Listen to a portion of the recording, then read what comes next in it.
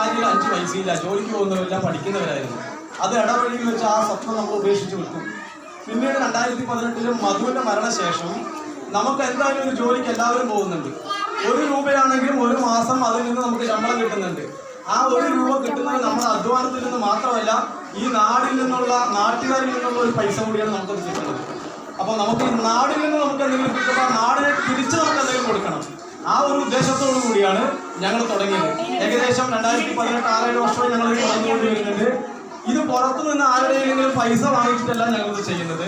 മറിച്ച് ഞങ്ങളെല്ലാവരും മാസം 300 രൂപയും 400 രൂപയും 500 രൂപയും എടുത്തിട്ട് ഞങ്ങളുടെ കയ്യിൽ നിന്നുള്ള പൈസ കൊണ്ടാണ് ഇത് ചെയ്തുകൊണ്ടിരിക്കുന്നത്. നമുക്ക് സാമ്പത്തികമായിട്ട് ബുദ്ധിമുട്ട് അനുഭവിക്കുന്ന ആളുകൾ, വിവാഹത്തിന് ബുദ്ധിമുട്ട് അനുഭവിക്കുന്ന ആളുകൾ, ചികിത്സയ്ക്ക് ബുദ്ധിമുട്ട് അനുഭവിക്കുന്ന ആളുകൾ, പഠനത്തിന് ബുദ്ധിമുട്ട് അനുഭവിക്കുന്ന ആളുകൾ, അങ്ങനെയുള്ള ആളുകളെ സഹായിക്കുക. ആരെങ്കിലും ഒന്ന് ചോദിക്കുമ്പോഴേക്കും എടുത്തു കൊടുക്കാൻ ഞങ്ങളുടെ കയ്യിലില്ല. ചോദിക്കുന്നവർക്ക് അതിനുള്ള അർഹതയുണ്ടോ? അതായത് ഏറ്റവും താഴെ നിൽക്കുന്ന ആളുകളെ മാത്രമേ ഞങ്ങൾ സഹായിക്കൂ. താഴെ മോശമൊക്കത്തിലല്ല പറയുന്നത്, ബുദ്ധിമുട്ട് അനുഭവിക്കുന്ന ആളുകൾ മാത്രമേ ഞങ്ങൾ സഹായിക്കാറുള്ളൂ. ഇപ്പൊ നമ്മുടെ ആശിഷായിരുന്നു പറഞ്ഞത്, ഇങ്ങനെ 2 പാറക്കുളം സ്കൂളിലെ കുറച്ച് സാമ്പത്തിക ബുദ്ധിമുട്ടുണ്ട് എന്ന് പറയുന്നതിന് അർത്ഥം മോശമെന്നല്ല, അങ്ങനെ ആരും ചിന്തിക്കണ്ട. പാവപ്പെട്ട കുട്ടികളാണ് എന്തെങ്കിലും സഹായിക്കണമെന്ന് ആശിഷ് പറഞ്ഞു. അപ്പോൾ ഈ സ്കൂളിനെ കുറിച്ചുള്ള കുറച്ച് കാര്യങ്ങൾ നമുക്ക് അറിയുന്നുണ്ട്. ഞാനിവിടെ കളിയോട് തന്നെയാണ്, PHന്റെ അടുത്താണ് എൻ്റെ വീട്. അപ്പോൾ ഈ സ്കൂളിനെ കുറിച്ച് ഏകദേശം ധാരണ നമുക്കുണ്ട്. അത് സഹായിക്കാൻ അർഹതയുള്ള സ്കൂളാണ് എന്ന് മനസ്സിലാക്കിയതിന്റെ അടിസ്ഥാനത്തിലാണ് ഞങ്ങളിത് ചെയ്തത്. അപ്പോൾ ഇത് ചെയ്തത് ഇവിടെ വന്ന് പ്രസംഗിക്കാനോ നിങ്ങളുടെ കയ്യടി നേടാനോ അല്ല. ഇവിടെ പ്രസംഗിക്കാൻ നിങ്ങളൊരു വേദി തന്നില്ലെങ്കിലും നിങ്ങൾ കയ്യടിച്ചില്ലെങ്കിലും ഞങ്ങളിത് ചെയ്യും. കാരണം എന്താണെന്ന് ചോദിച്ചാൽ, ഇവരിപ്പോൾ ഇരിക്കുന്ന ഈ ബെഞ്ചൊന്നും ഇവരുടെയല്ല, ഇവരിട്ടിരിക്കുന്ന ഉടുപ്പൊന്നും ഇവരുടെയല്ല, ഈ എഴുതുന്ന പുസ്തകങ്ങളാണെങ്കിലും പേനയാണെങ്കിലും ഒന്നും ഇവരുടെയല്ല. ഇവർക്ക് വേണ്ടി മറ്റാരൊക്കെയോ എവിടേക്കോ നിർമ്മിച്ച സാധനങ്ങളാണ് ഇവർ ഉപയോഗിക്കുന്നത്. അപ്പോൾ ഈ നാടിൽ നിന്നാണ് ഇവർക്ക് പലതും കിട്ടുന്നത്. ഇവർ തിരിച്ച് അതുപോലെ ആ നാടിന് കൊടുക്കണം. മനസ്സിലായോ? നിങ്ങളുടെ അച്ഛനും അമ്മയും നിങ്ങൾക്ക് എന്തെങ്കിലും സഹായം ചെയ്യുമ്പോൾ നിങ്ങൾ വലുതായി കഴിഞ്ഞാൽ തിരിച്ച് അച്ഛനും അമ്മയും നിങ്ങൾ തിരിച്ച് സഹായിക്കണ്ടേ? സഹായിക്കണം. ഈ നാടിൻ്റെ എല്ലാ ഊർജ്ജവും ഊറ്റിയെടുത്തുകൊണ്ടാണ് ഇവർ വളരുന്നത്. അപ്പോൾ വെറുതെ MBBS ആകാനും എഞ്ചിനീയർ ആവാനും വലിയ സർട്ടിഫിക്കറ്റ് നേടാനും 10,000-കണക്കിന് ലക്ഷക്കണക്കിന് ശമ്പളം കിട്ടുന്ന കുട്ടികളാക്കി ഇവരെ വളർത്തിയെടുത്താൽ പോരാ. ഇവരെ മനുഷ്യരായി വളർത്തിയെടുക്കണം. മനുഷ്യരായിട്ട്.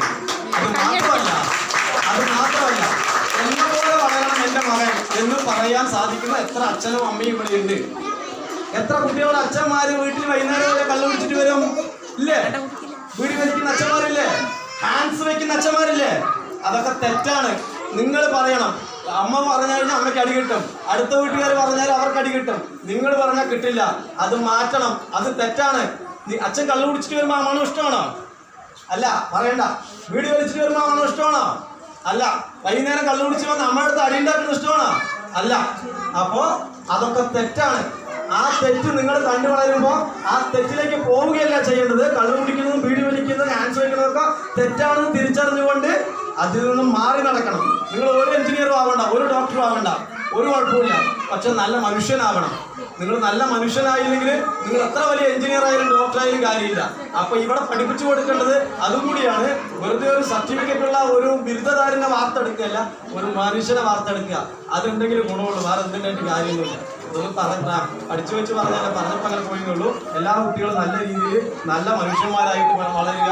നമുക്ക് ജീവിക്കാൻ പണം വേണം, അതിന് പഠിക്കുകയും വേണം, അതിന് സർട്ടിഫിക്കറ്റും വേണം, അതും വേണം, ഇതും വേണം, എല്ലാം വേണം. ഇവിടുത്തെ എല്ലാ അധ്യാപകർക്കും ഇന്ന് ഞങ്ങളെ ഈ ഒരു അവസരം തന്ന ആശിഷിനും മറ്റെല്ലാ രക്ഷിതാക്കൾക്കും മനുഷ്യനായി വളരുക. ജാതിയും മതവും രാഷ്ട്രീയവും ജോലിയൊക്കെ മാറ്റി വെച്ച് മനുഷ്യനാക്കി വളർത്തുക.